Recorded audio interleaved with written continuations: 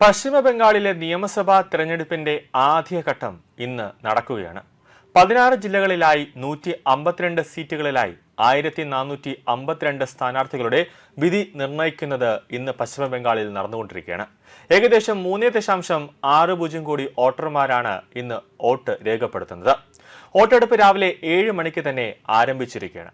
പശ്ചിമ ബംഗാളിൽ തെരഞ്ഞെടുപ്പ് കമ്മീഷൻ നടത്തിയ SIR പ്രക്രിയയിലൂടെ ഏകദേശം 12% കുറവ് ഉണ്ടായിട്ടുണ്ട്. സുരക്ഷയ്ക്കായി തെരഞ്ഞെടുപ്പ് കമ്മീഷൻ 2450 കേന്ദ്ര അർദ്ധസൈനിക കമ്പനികളെ നിയോഗിച്ചിട്ടുണ്ട്.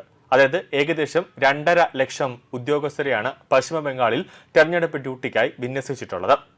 2021 TMCയുടെ 93 സീറ്റുകളിൽ 59 സീറ്റുകൾ നേടിയ വടക്കൻ ബംഗാളിനെ മുതലെടുക്കാനാണ് BJP ഇക്കുറി ലക്ഷ്യമിടുന്നത്. ഭരണകക്ഷിയായ TMCയെ സംബന്ധിച്ചിടത്തോളം BJPയുടെ മുന്നേറ്റം തടയുക എന്നത് അധികാരം നിലനിർത്തുന്നതിന് അതീവ നിർണായകമാണ്. BJP ആണെങ്കിൽ പശ്ചിമ ബംഗാൾ ഇക്കുറി പിടിച്ചെടുത്തിരിക്കുമെന്ന ഒരു ദൃഢനിശ്ചയത്തിലാണ് BJP നിൽക്കുന്നത്.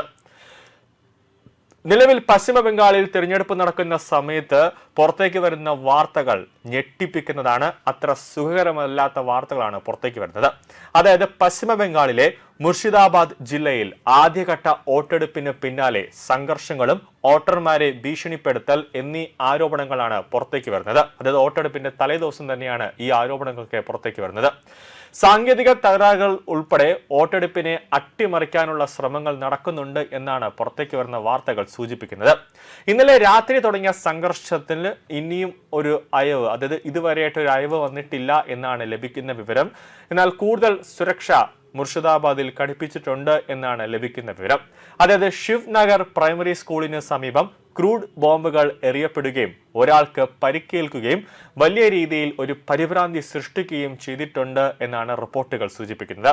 ഹുമയൂൺ കബീറിന്റെ പാർട്ടി പ്രവർത്തകരാണ് ഇന്നലെ രാത്രി മുതൽ പശ്ചിമ ബംഗാളിലെ മുർഷിദാബാദിൽ തിരഞ്ഞെടുപ്പ് അട്ടിമറിക്കാൻ ഒരു നീക്കം നടത്തിയതെന്നാണ് ലഭിക്കുന്ന വിവരങ്ങൾ. തൃണമൂൽ കോൺഗ്രസ് പ്രവർത്തകരും ആം ജനതാ ഉന്നയൻ പാർട്ടി അതായത് AUJP സ്ഥാപകൻ ഹുമയൂൺ കബീറും തമ്മിലാണ് ഒരു സംഘർഷം മുർഷിദാബാദിൽ ഉടലെടുത്തത്. ആദ്യം തൃണമൂൽ കോൺഗ്രസ് ആണ് ആക്രമണം നടത്തിയതെന്നാണ് കബീറിന്റെ പാർട്ടികൾ പറഞ്ഞത്.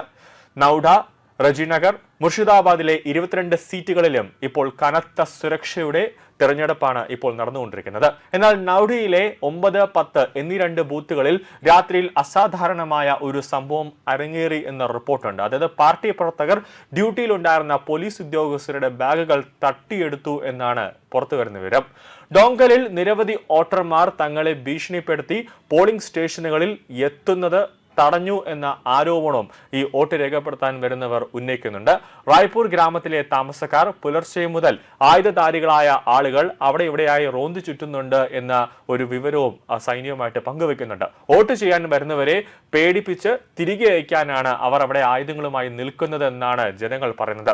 ഭരണകക്ഷിയായ TMCക്കെതിരെയാണ് ഇപ്പോൾ ജനങ്ങൾ വലിയ രീതിയിലുള്ള ആരോപണങ്ങൾ ഉന്നയിക്കുന്നത്. നിലവിൽ തെരഞ്ഞെടുപ്പ് കമ്മീഷൻ റിപ്പോർട്ട് അടിയന്തരമായി തന്നെ ഒരു റിപ്പോർട്ട് തേടിയിട്ടുണ്ട്. നിലവിൽ സുരക്ഷാ സംവിധാനം കുറച്ചും കൂടി കർശനമാക്കിയിട്ടുണ്ട് എന്നതാണ് പശ്ചിമ ബംഗാളിൽ നിന്നും ലഭിക്കുന്ന വാർത്തകൾ സൂചിപ്പിക്കുന്നത്. പോളിംഗ് ആരംഭിച്ചപ്പോൾ സുരക്ഷാ സേനയുടെ അകമ്പടിയോടെ പോളിംഗ് സ്റ്റേഷനിൽ കൊണ്ടുപോകുന്ന കാഴ്ച, അതായത് പ്രശ്നബാധിത മേഖലയിൽ സുരക്ഷാ ഉദ്യോഗസ്ഥർ നേരിട്ട് വന്ന് വീടുകളിൽ വന്ന് വോട്ട് രേഖപ്പെടുത്താനായിട്ട് ജനങ്ങളെ പോളിംഗ് ബൂത്തിലേക്ക് കൊണ്ടുപോകുന്ന ഒരു കാഴ്ചയാണ് പശ്ചിമ ബംഗാളിൽ കാണുന്നത്. മുർഷിദാബാദിലെ ബൽഗംദ, അതോടൊപ്പം തന്നെ ശംഷേർഗഞ്ച്, ഖണ്ഡി എന്നിവ ഉൾപ്പെടെ ഒന്നിലധികം ബൂത്തുകളിൽ EVM തകരാറുകൾ കാരണം വോട്ടെടുപ്പ് വൈകുകയോ അല്ലെങ്കിൽ കുറച്ച് മണിക്കൂറത്തേക്ക് നിർത്തിവെക്കുകയോ ചെയ്തിട്ടുണ്ട് എന്നൊരു വാർത്തയുമുണ്ട്.